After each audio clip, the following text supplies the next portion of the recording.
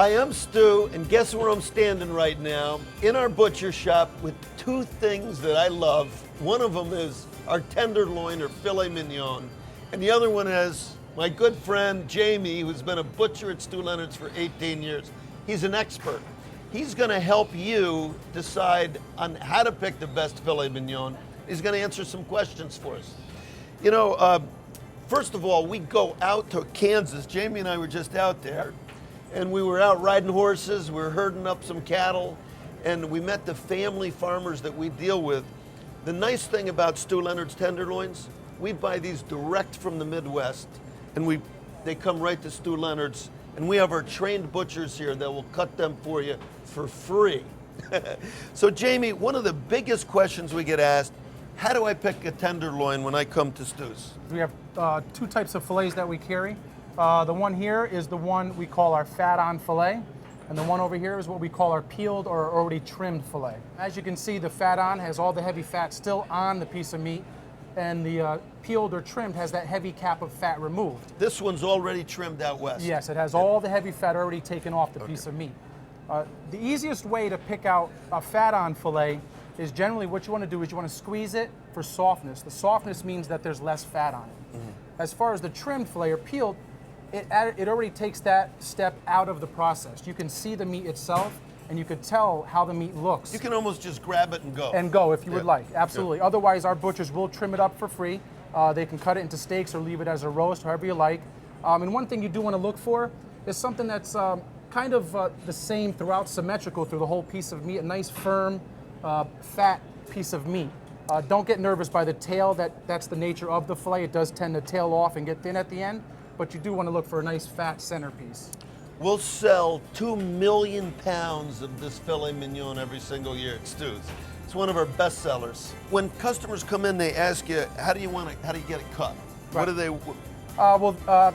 Depending on what holiday it is or what time of year it is, obviously in the summertime, it's mostly steaks. The customer comes in, they like nice, usually 1.25 inch, 1.5 inch steaks for the grill. Mm-hmm. And then as you get towards the fall and the winter and the holiday months at the end, they usually keep it as a roast. Okay. It's better off in the oven as a roast. How many people will one of these tenderloins feed? Well, usually what we recommend on any piece of meat that is boneless, we recommend about 1/2 pound per person. And if there's a bone, usually 3/4 to a pound per person. So something like this right here, you'll see it feed 12, 14 people. Yes, absolutely. Okay, great. And also another big question we get asked, how do you store this once you get it home? Once we take it out of this cryovac package, it lasts about 3 or 4 days in your refrigerator. Okay. And you do want to keep it in the bottom of your refrigerator where it is the coldest. That'll help preserve the freshness. What if I want to freeze it? If you are going to freeze it, I would, if there's steaks, I would individually wrap each steak and put it in the freezer. Or as a roast, maybe you wrap the entire roast itself. Really airtight. Yes. Yeah, yes. really airtight. This beef is grass-fed for 6 months. Yes. And then it's grain-fed with the alfalfa they grow right on the farm, the corn they grow right on the farm. Yep. Some rye, wheat, and different grains. Yep. Are all filet mignons the same? No. There's definitely two different types of fillets. One's a beef cattle, and one is a dairy cattle. Stu Leonard's, all we carry are beef cattle. They are specifically raised for great steaks and for consumption. And what I want to show you is I actually went out to one of the stores and I purchased this fillet, which is not. Now, how's that beef compare with cattle. ours? And you could see that the firmness of the dairy cattle is not as firm as the beef cattle that we carry. Yeah. And it's also not as thick. And with this here, you're definitely going to get a much better flavor, much more tender piece of meat. So watch the filet mignon that you buy. You want to get the best one.